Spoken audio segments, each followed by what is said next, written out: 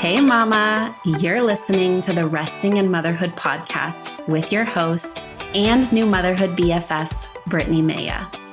I'm a certified infant sleep specialist, but more importantly, I'm a mama navigating my own motherhood journey right alongside you. So join me weekly as we discuss the real, raw, and relatable truths of motherhood. We'll touch on everything from the ugly and difficult things we think but are afraid to say out loud, to the beautiful moments that uplift us and bring us so much joy in motherhood. So go ahead, take a deep breath, embrace the chaos, and join me for heartwarming conversations that'll leave you feeling understood, inspired, and ready to tackle whatever motherhood throws your way.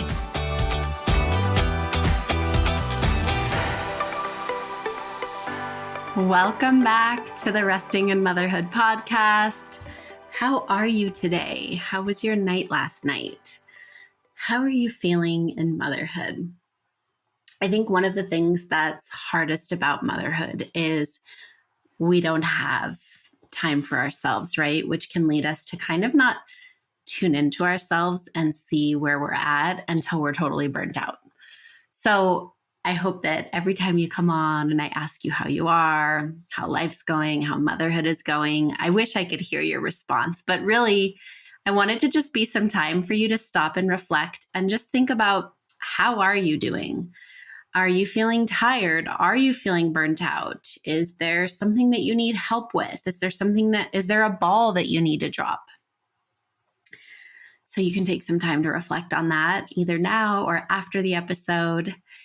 And I am so sad because I have been coming on every week lately talking about how beautiful the spring weather is. And I'm looking outside at snow right now. It is 35 degrees out. I just dropped Lila off at forest school. And I was like, what the heck? Like, this is not it. I am ready for spring all the time. I'm ready for the warm weather. But I guess that's just a beautiful reminder of how everything is a season. Nothing's permanent, same as motherhood. And as I was driving home from dropping her off, I always use that time to kind of like think about what I want to talk about, think about how I'm currently finding rest in motherhood. And I asked myself, how am I finding rest in motherhood? And this week I found rest in motherhood because Lila had her first sleepover with her dad in over 6 months. And it was so funny because I feel like I was a fish out of water again. I had to get used to it all over. I didn't know what to do, right? And my parents are actually out of town. If you don't know this, Lila and I live with my parents. So it was such a treat. I had the whole house to myself. And at first I was like, I don't know, should I go out to dinner with a friend? Should I go out to dinner with my sister? What should I do? And then I was like, this is a very rare opportunity that you're going to have the whole house to yourself. So just dinner, sit on the couch and watch TV or watch a movie, go to bed early, read your book in bed. And so that's what I did. And that really filled my cup. But I will say I'm a perfectionist, and something that I'm working on, obviously motherhood has been a really big trigger for that, a trigger for working on that. But I always have this idea of the perfect, how everything should be perfectly in my ideal world. And so I was sitting there watching TV and I was like, I feel like I should be doing this, or maybe I should be doing this. And then I was like, just enjoy it. It's perfect if you're enjoying it. So that's a little bit of reflection for myself of just flowing and letting life happen. I don't have to plan everything. It doesn't have to be the perfect moment, right? And I also know that my situation is unique. I know a lot of the members in my community are in a partnership. They have a spouse or a partner, and you don't just get a full night to yourself. But maybe you can plan some time this weekend or this week to take 2 to 3 hours for yourself and go do something for yourself. Highly recommend it. So today I want to chat about potty learning, or as mainstream society likes to call it, potty training. And specifically, I'm going to talk about kind of Lila's journey and my view on potty training and all of that, because it's something that I get asked a lot about. And yeah, I just wanted to chat about it today. So first, I want to talk about this idea of training our children to do anything. We have sleep training, we have potty training, and I don't like the term training. Obviously, if you followed along on the podcast, if you follow me on Instagram, you know how I feel about sleep training. Don't recommend it. I'm not a fan of it. But the same thing goes for potty training in the traditional sense. I don't like that we're talking about training our children to do anything. It just feels really cold and harsh, right? Like we potty train dogs, right? Our children know how to go to the bathroom. We're just helping them learn how to use the toilet instead of a diaper. But I don't know. I just, the word training feels really harsh and almost dehumanizing. So I like the term potty learning. But I also, in the traditional sense of potty training, where there's like reward charts or like you're a big girl or you're a big boy, you need to go in the potty, or like shaming them or just making it a really stressful experience for them, I am not a fan. With potty, especially in our home, I see it much like sleep. It's something that's going to happen in a child's own unique timing. It's not something we have to force on them. It's not something that we have to rush to do. It's not something that we have to do because all the other kids their age are using the potty, right? It's something that's going to happen in a unique time for them. And I truly am a firm believer that if we can give our children the time and space to do things in their own timing, it's easier, it's more empowering for them, and it's just a much more beautiful experience because they did it when they were ready, and it takes a lot of the stress off of us. And I've seen it time and time again in other areas of Lila's life and other areas of like friends' kids' lives. Just the other day, we were at school. Lila has a really close girlfriend from school, and I've become close with the mom. And so we always like, since it's a forest school, we're like outside already. We're not in like a parking lot. We're on like a farm. So sometimes we'll stay after school, and she had her trunk open and I saw a bike in there. And for privacy purposes, I won't say the little girl's name. I'll just use the first letter. So I was like, oh, is that E's bike? And she was like, yeah. And it didn't have training wheels. And I was like, oh my gosh, like, is she riding without training wheels? She's the same age as Lila, just a few months older. So she'll be 5 next month, actually. And she was like, yeah, she's been riding a bike without training wheels, like a regular bike, since she was 3.5. And I was like, what? Like, how did you do that? And she's like, I bought the bike and she wanted to try it out. And I like held on to her the first time. And then I had to go help her brother. And all of a sudden, here E comes driving towards me on her bike, no training wheels, just going on the bike. And it's a perfect example, right? Little E was ready in that moment to do it, and she did it.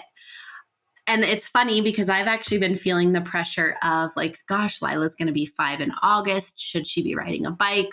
Our little neighbor boys, who are 2 years and a year older than Lila, they're riding bikes, right? And we can start to feel this pressure. But seeing little E on her bike, I was like, okay, I think we'll get a bike and we'll see how it goes, but I'm not going to stress about it because Lila has proven to me time and time again that she will do things in her own time. I don't need to rush it. Same thing with swimming. And I know I'm going on a bit of a tangent. We're supposed to be talking about potty here, which I will get to. But I want to talk about the fact that children truly will do things in their own time if we give them the time and space.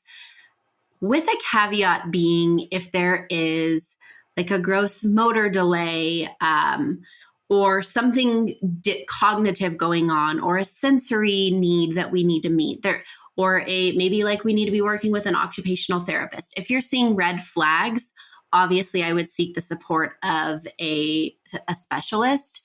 But in general terms, children will do things in their own time. And back to the swimming. So same thing with swimming. We did swim lessons with Lila when she was like 18 months. And I did not like how the instructor talked to Lila. It was a lot of like, good job, big girl, kind of like some shaming going on, like, oh, you can do that. I just didn't like it. It wasn't a good vibe for me. It wasn't. So we stopped. So then everybody kept being like, well, are you going to put her in swim lessons? Are you going to put her in swim lessons? And it just didn't feel right to me. So we lived in an apartment at the time last year that had a pool, and we were there all the time. And then when she was with her dad, they would go. So she was at the pool a lot, and we transitioned from like like the swim vest that has like the life vest piece and then like the arms. So not just the floaties, but I don't even know what they're called, but I hope you know what I'm talking about. We transitioned from that to more of like just a life vest, a little Speedo life vest. And so then she transitioned from that. And then one day we were in the pool and all the other kids around her didn't have life vests or floaties on. And she's like, I want to take my life jacket off. And so I said, if you take your life jacket off, you have to swim.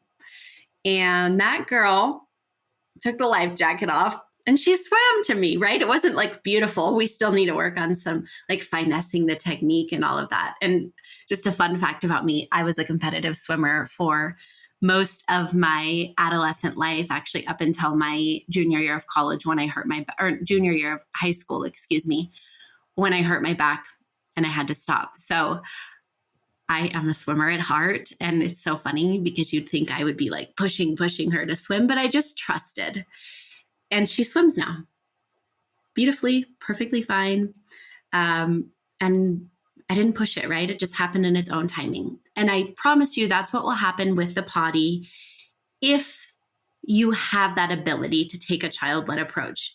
Now, I do know that some schools, some daycares require that a child is not in diapers when they start. And sometimes you don't have the luxury of like waiting until they're naturally ready for that to happen. So, and I will talk about that later on as we go through this, like what to do in that situation. But if you have the time and the space to be able to take a totally child-led approach with the potty, I promise you it will happen in their own time. And even with a deadline, we can help them use the potty in a gentle and loving way without fear or shaming or rewards. And we'll talk about the rewards. So I don't use good job or rewards with Lila for a few reasons.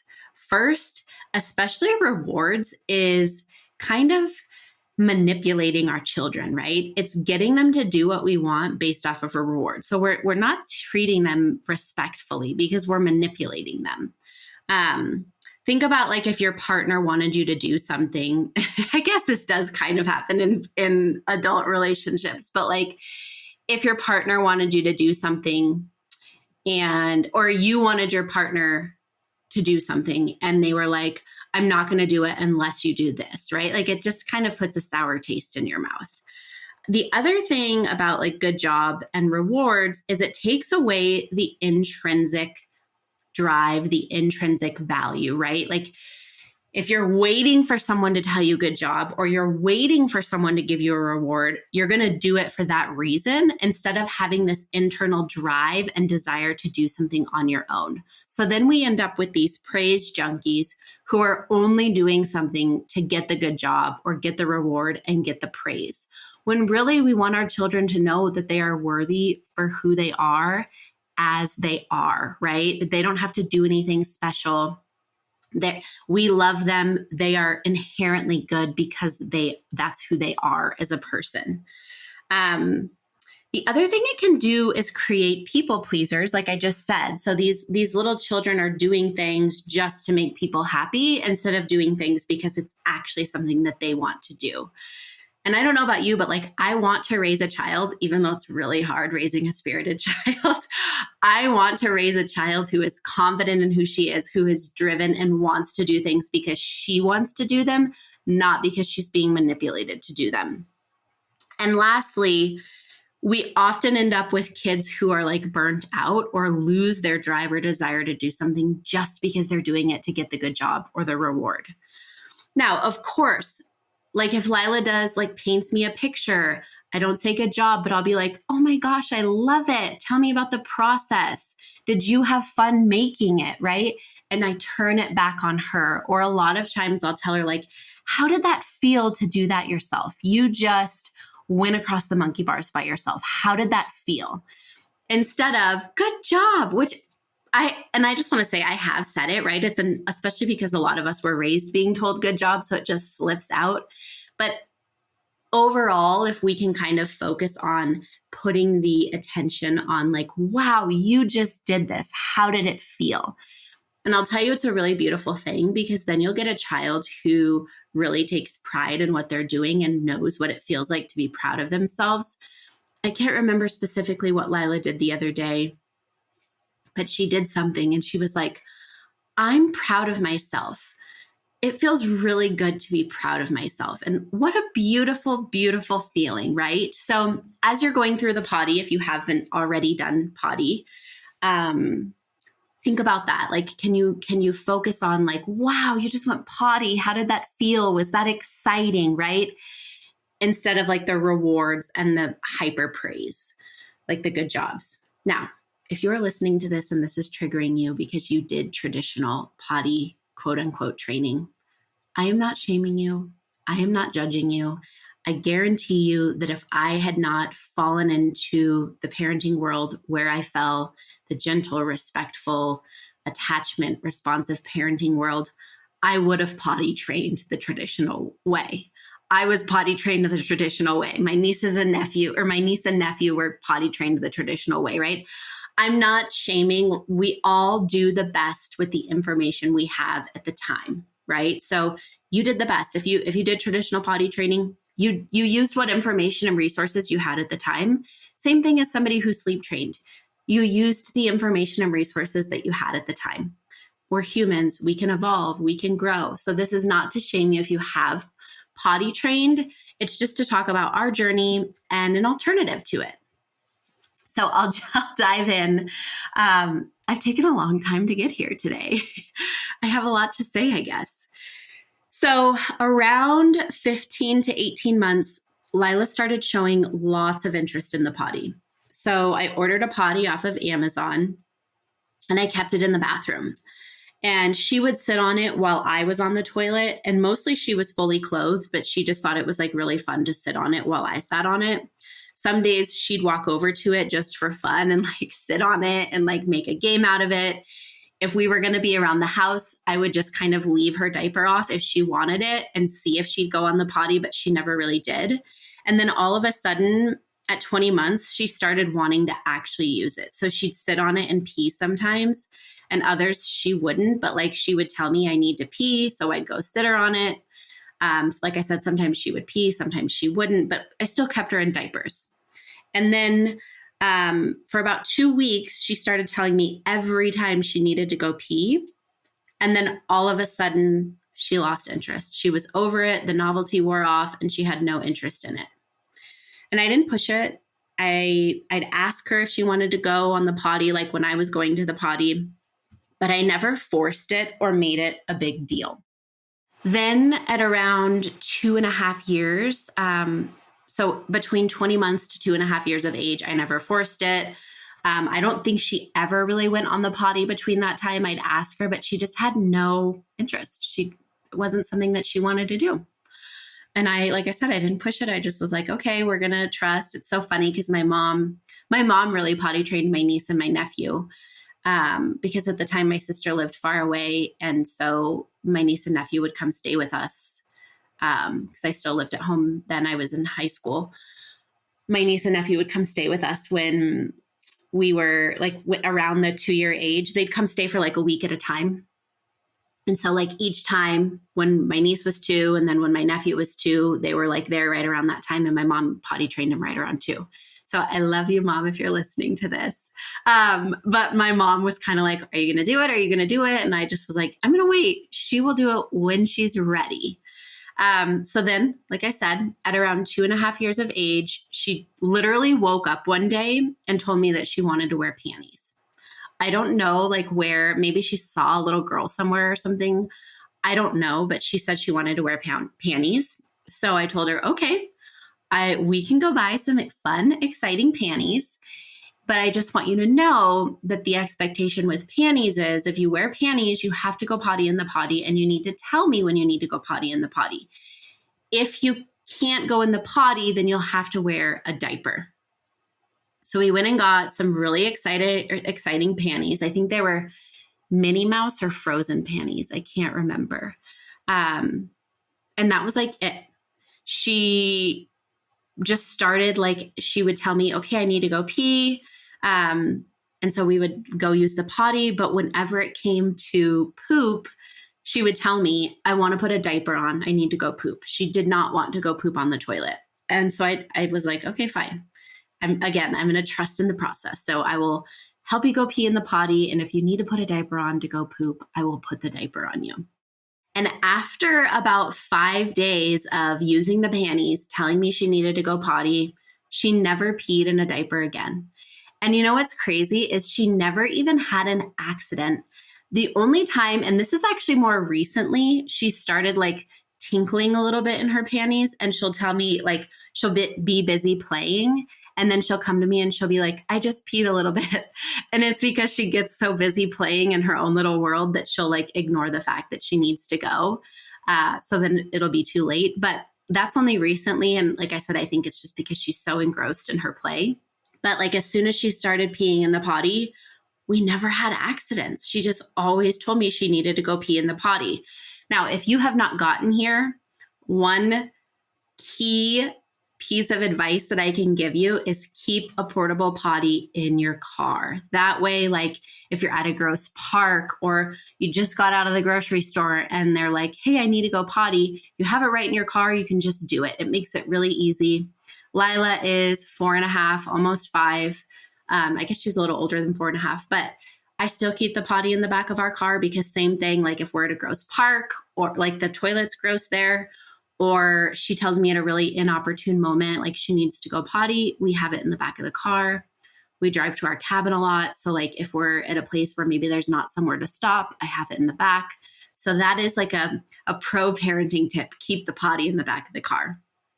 So started peeing in the potty, no diapers, except for every time she needed to poop, she would ask for the diaper.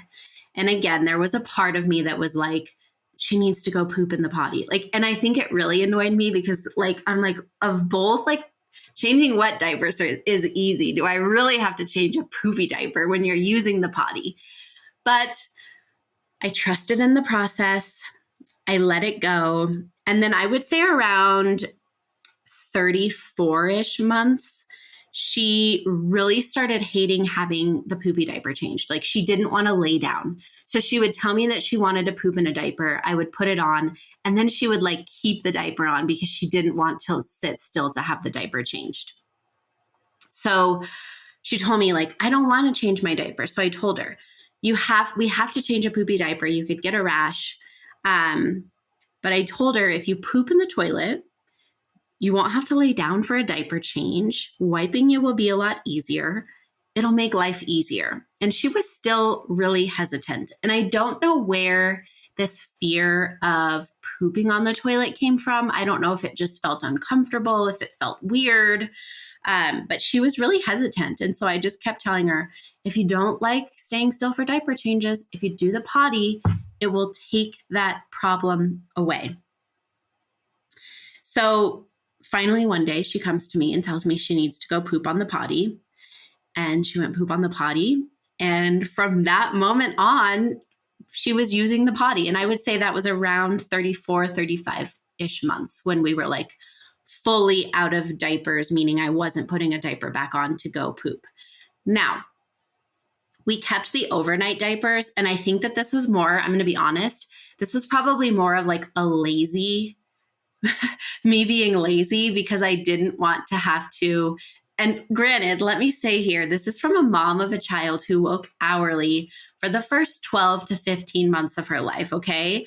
And then stretches gradually started getting longer. If you haven't listened to the episode and you are curious, I do have our sleep journey that I've talked about on the podcast, which will be linked below this episode if you want to check it out.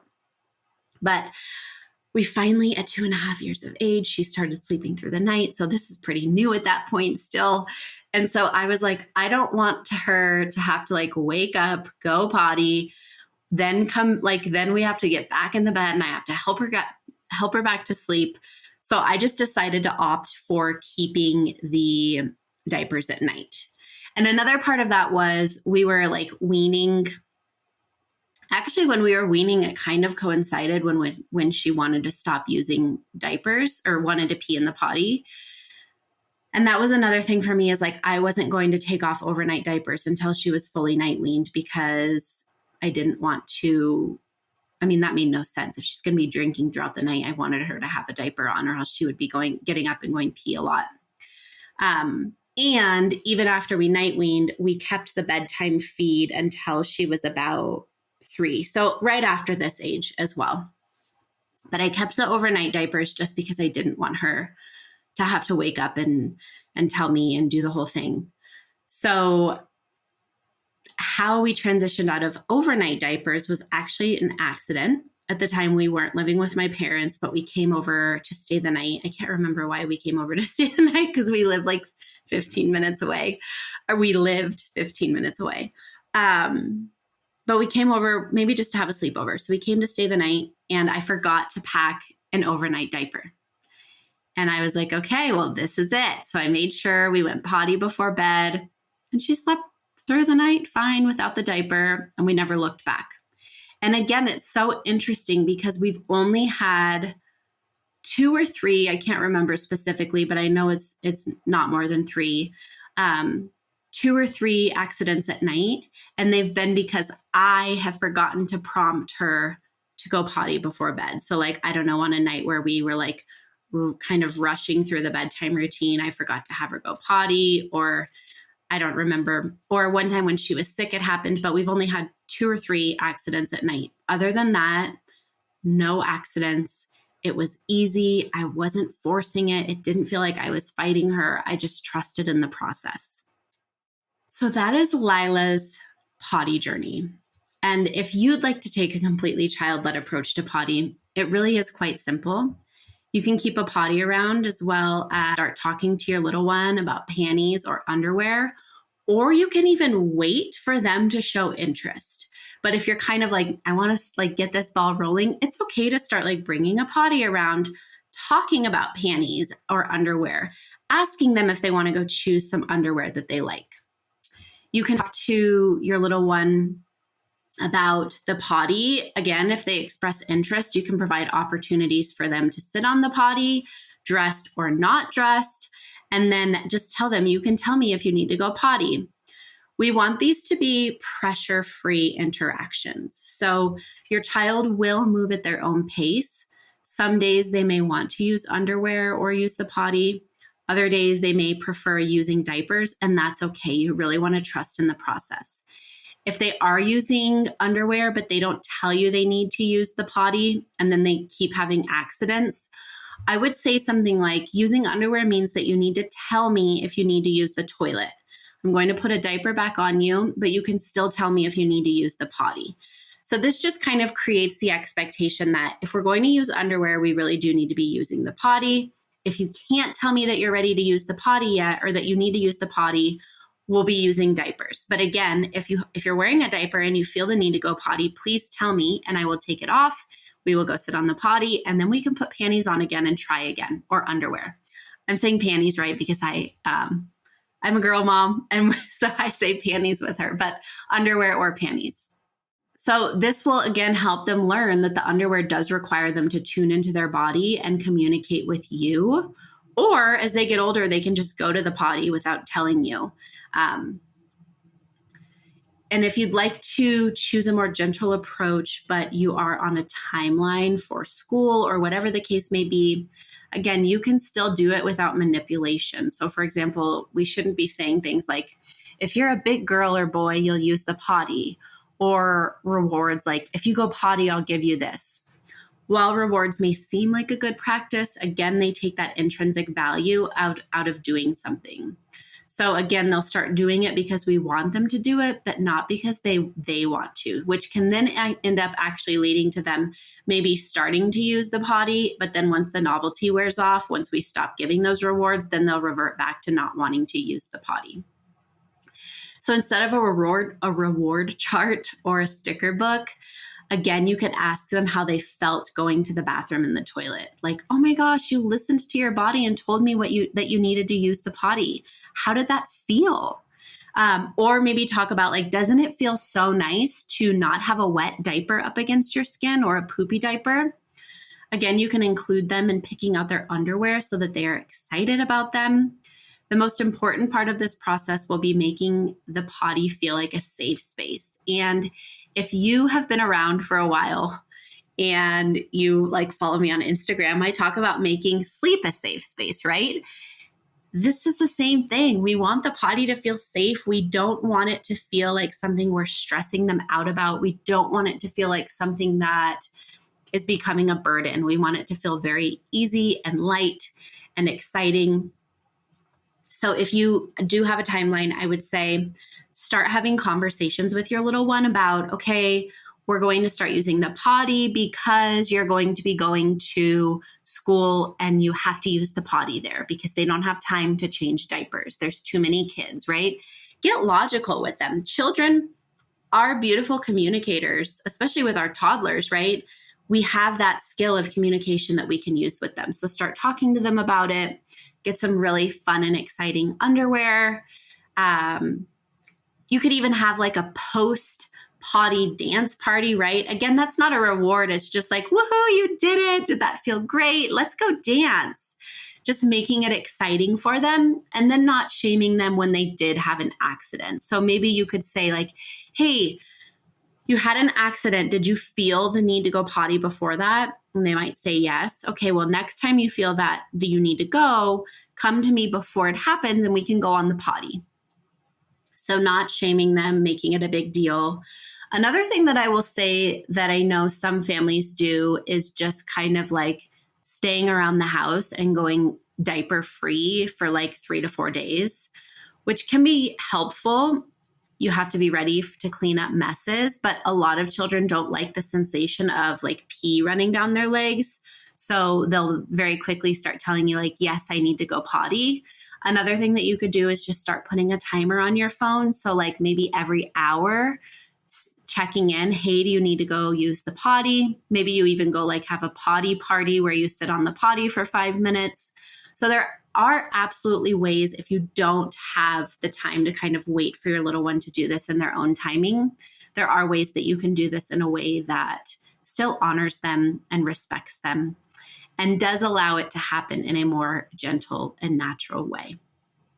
So I hope this was helpful for you. Again, if you did potty train, I am not shaming or judging you. We all do the best with the information that we have at the time. If you are in the thick of potty learning or using the potty, I am sending you lots of love. I hope you have a beautiful day, and I will see you next week. Let's meet up next week, too. Make sure to subscribe to the Resting in Motherhood podcast on Apple Podcasts, Spotify, or wherever you're listening. Want to continue this conversation? Head to the show notes for this episode at restinginmotherhood.com/podcast or connect with me on Instagram at resting_in_motherhood.